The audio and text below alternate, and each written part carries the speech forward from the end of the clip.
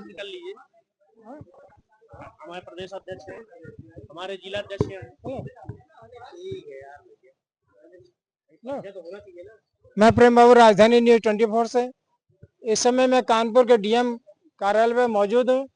यहाँ पर लखनऊ के अंदर SC/ST कम्युनिटी से एक व्यक्ति को समुदाय विशेष के लोगों ने उसके साथ गलत काम किया, पेशाब चाटने के लिए मजबूर किया। उसी घटना को लेकर के हमारे कुछ साथी यहाँ पर मौजूद हैं जो डीएम साहब को उन्होंने ज्ञापन दिया। आइए जानते हैं क्या है प्रोग्राम इन लोगों का। सर, अपना परिचय देते हुए बताइए, क्या क्यों आए यहाँ पर? मेरा नाम विजयलाल पासी है। मैं प्रदेश अध्यक्ष राष्ट्रीय पासी समाज संघ उत्तर प्रदेश। आज हम लोग जिलाधिकारी कानपुर नगर के माध्यम से महामहिम राष्ट्रपति महोदय को संबोधित ज्ञापन दिया है और हमारे जिलाधिकारी महोदय ने हम सभी को आश्वस्त किया है कि आपकी बात को महामहिम तक हम पहुंचाएंगे। इस समय हम लोग आज ज्ञापन का जो विषय है, लखनऊ उत्तर प्रदेश की जो राजधानी है, लखनऊ की राजधानी में थाना काकोरी के अंतर्गत पासी समाज के बुजुर्ग श्री रामपाल पासी जो बीमार थे, बीमारी के कारण मंदिर परिसर में उनकी पेशाब छूट गई थी। वहां के मंदिर के जो रखरखाव देखने वाले लोग हैं, उनसे बाजबरियन पेशाब चटवाई गई। ये अमानवीय घटना है और इस घटना से पूरे उत्तर प्रदेश ही नहीं, पूरे भारत के बहुजन समाज अपमानित महसूस कर रहे हैं। इस घटना से पूरे देश में, पूरे प्रदेश में भय का वातावरण पैदा हुआ है। इसी तरह से जो उत्तर प्रदेश में अन्य घटनाएं हैं, अभी हाल ही की फतेहपुर के जो हरिओम वाल्मीकि रायबरेली में उनकी हत्या कर दी गई। इस तरह से डेली दिन प्रतिदिन जो दलितों, अनुसूचित जाति, अनुसूचित जनजाति, पिछड़े या कमजोर वर्गों के साथ जो अत्याचार, हत्याएं, अपमान किया जा रहा है, ये बहुत ही निंदनीय है। हम लोग इसकी घोर निंदा करते हैं। अगर सरकार ऐसे कुकृत्य करने वाले लोगों पर त्वरित और कठोर कार्यवाही करे तो ऐसी घटनाओं को रोका जा सकता है।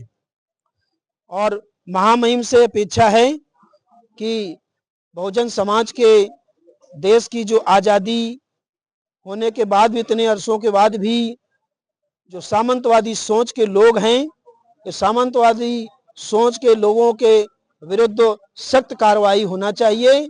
और महामहिम अगर सरकार को निर्देशित करेंगी तो निश्चित रूप से जो उत्तर प्रदेश में खास करके बहुजन समाज पे जो उत्पीड़न अत्याचार हो रहा है, इस पर रोक लगाई जा सकती है। जय भीम, जय भारत। सर, अपना परिचय देते हुए बताइए कि ये स्वतः होने वाली घटना थी या जानबूझकर कुछ लोगों ने किया? सर, मैं तो ये कहूंगा कि इस समय की जो घटनाएं हो रही हैं, प्रेजेंट टाइम की सरकार में, बीजेपी की सरकार चल रही है, उत्तर प्रदेश में भी है और देश में भी चल रही है। इस समय प्रदेश में ही नहीं बल्कि पूरे देश के जितने प्रदेश हैं, पूरे प्रदेश के अंतर्गत, पूरे देश के अंतर्गत SC/ST OBC के साथ में जो अमानवीय व्यवहार हो रहा है, कहीं पेशाब चटवाई जा रही है तो कहीं उसको करंट मार करके मारा जा रहा है, कहीं पर जो है पानी पीने से रोका जा रहा है। इस तरीके की घटनाओं का अंबार लगा हुआ है।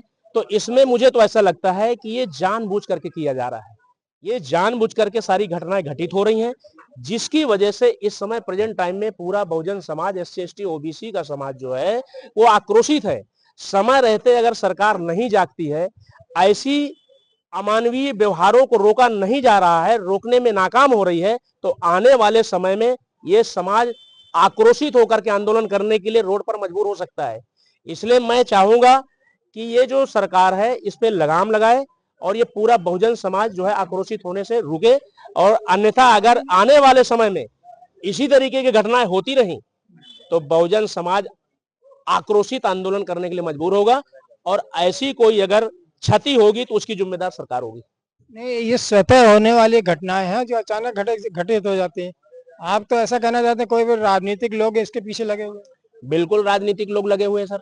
वो चाहते हैं पूरे देश में जैसे पहले मनु का विधान चलता था साहब, वो चाहते हैं इस देश में मनु का विधान फिर से लाया जाए और इस देश में जिस तरीके से पूरे बहुजन समाज को बड़े लंबे समय से गुलाम बना करके रखा गया था, ठीक उसी प्रकार से उनकी साजिश चल रही है कि इनको दबा करके कमजोर तबके को इतना दबा दिया जाए कि उभर ना पाए।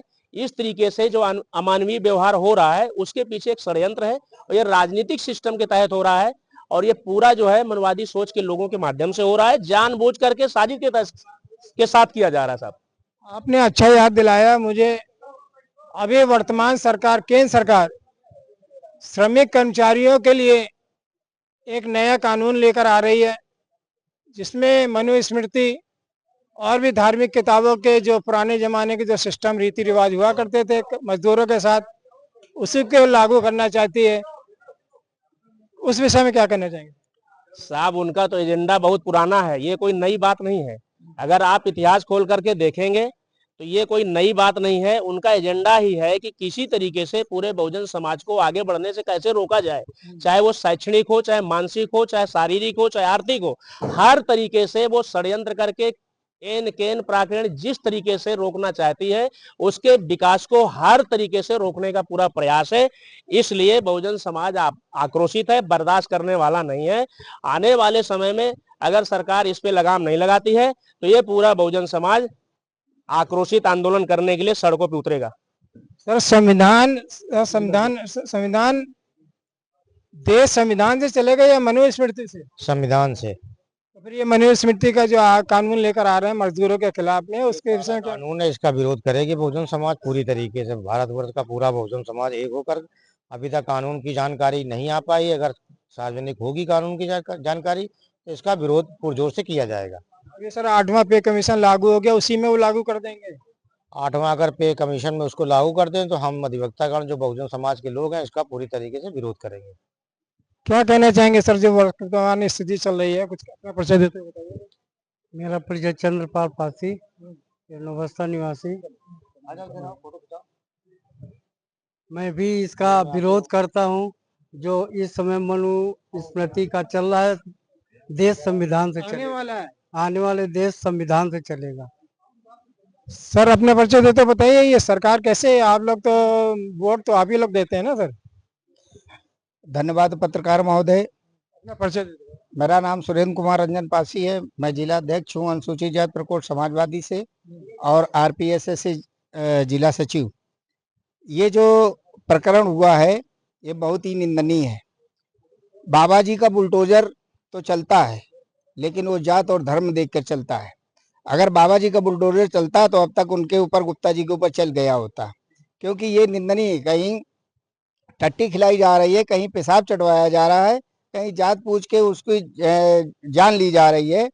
इसलिए मेरा आपके चैनल से निवेदन है कि बाबा जी को संज्ञान में लेना चाहिए और ऐसे कृत्य करने वालों के ऊपर एफआईआर करनी चाहिए और इनका घर जो है, जैसे दूसरों के घर गिराते हैं उनका भी घर गिराना चाहिए।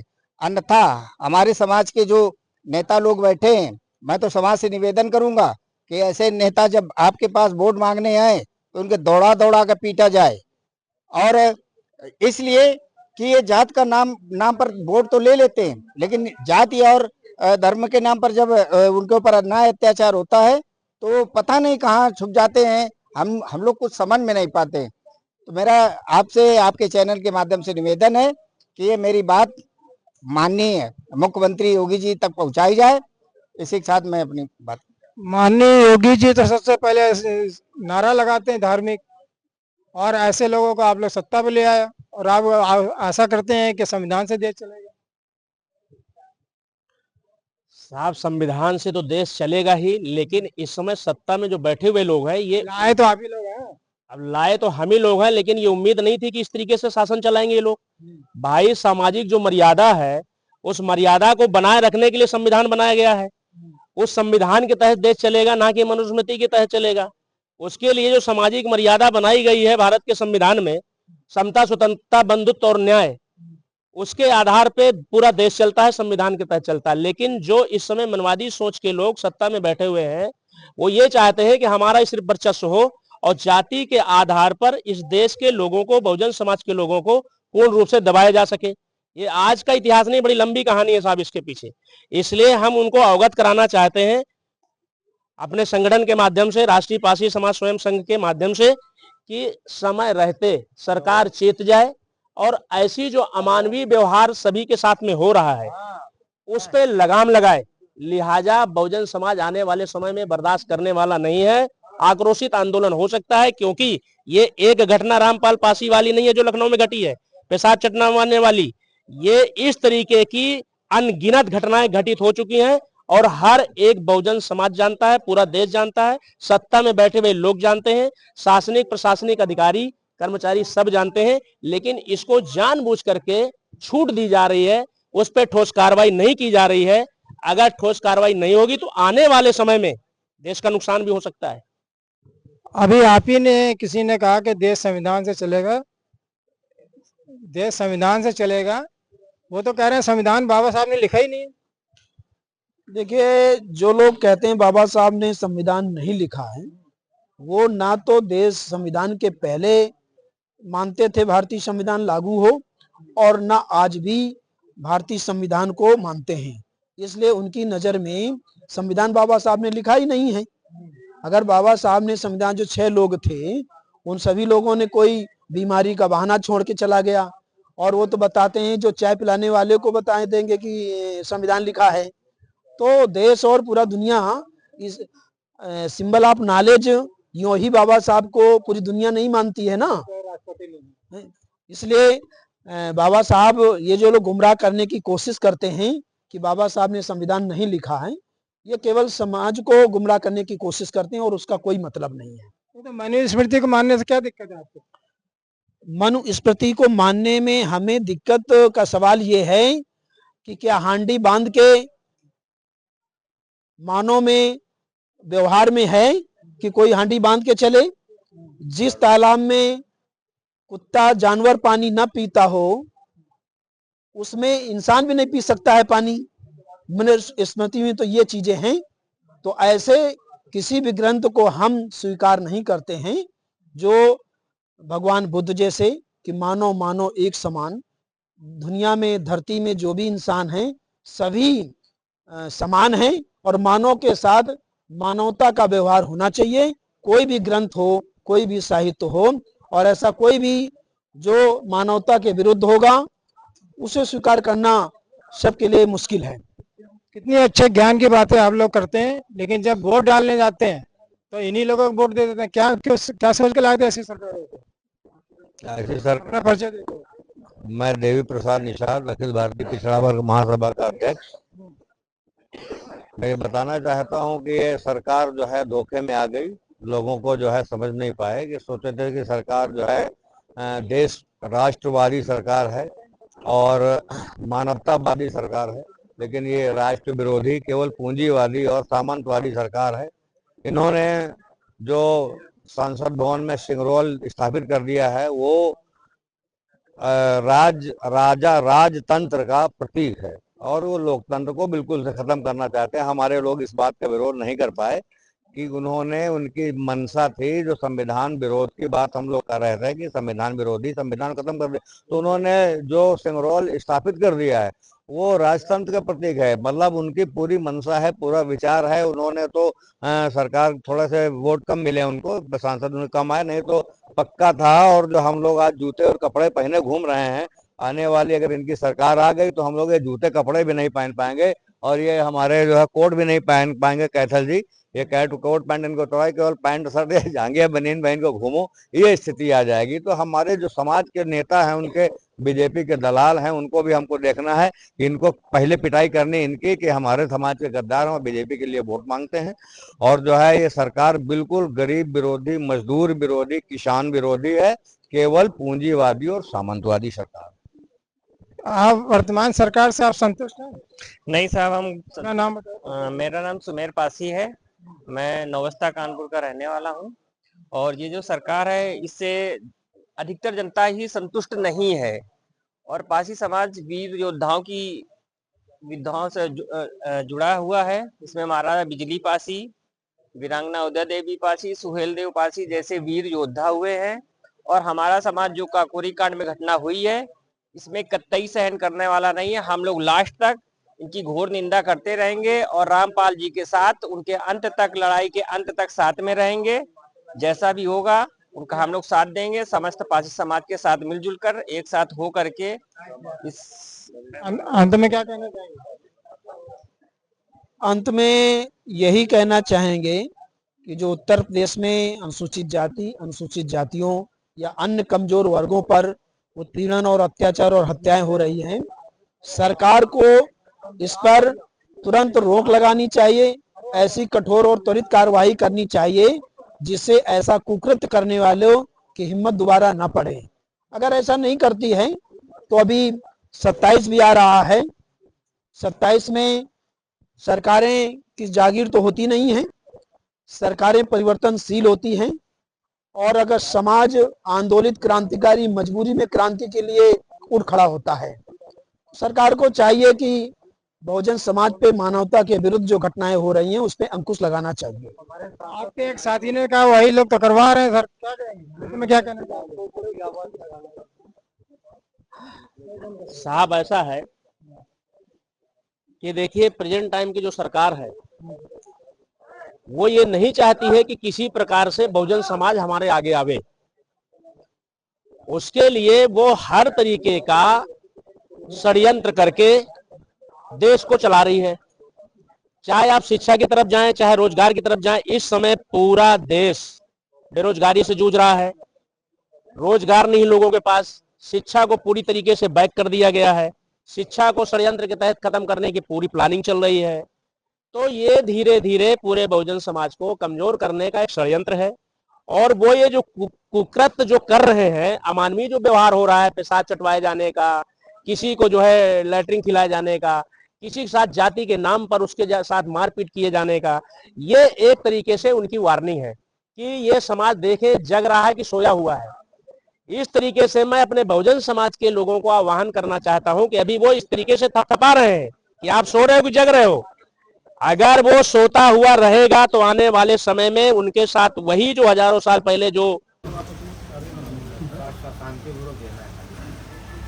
आज हम लोग जिलाधिकारी कानपुर कार्यालय के समक्ष महामहिम राष्ट्रपति महोदय को संबोधित ज्ञापन दे रहे हैं। उत्तर प्रदेश में इस समय जो अनुसूचित जाति, अनुसूचित जनजातियों तो अन्य कमज़ोर लोगों पर हत्याएं, उत्पीड़न की घटनाएं, अपमान स्वरूप अवमाननीय घटनाएं की जा रही हैं, उनके विरोध में हम लोग ज्ञापन दे रहे हैं। जो उत्तर प्रदेश में घटनाएं इस तरह से, जैसे अभी ताज़ी घटना लखनऊ के काकोरी थाने के अंतर्गत बुजुर्ग बीमार रामपाल पासी को पेशाब चटवाई गई, ये बहुत ही निंदनीय और अमानवीय घटना है।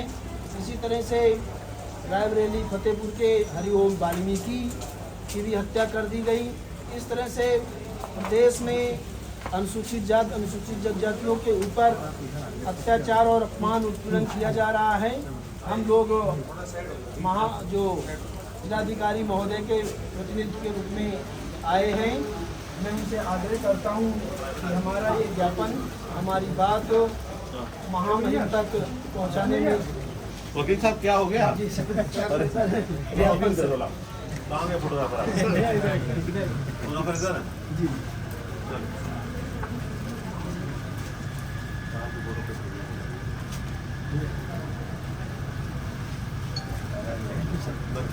रामपाल पासी गलत बात है, मैं भिजवाता हूँ आपके बारिश हो आप लोकतंत्र की यही खूबी है कि सब लोग जुटते हैं, लड़ते हैं सही मुद्दे के लिए और अपनी भावना को अपनी लोकतांत्रिक मर्यादा में रखते हैं। इसकी एक मिसाल आप लोग भी हैं। बारिश में आप आए और भरोसा है आपके लिए, आप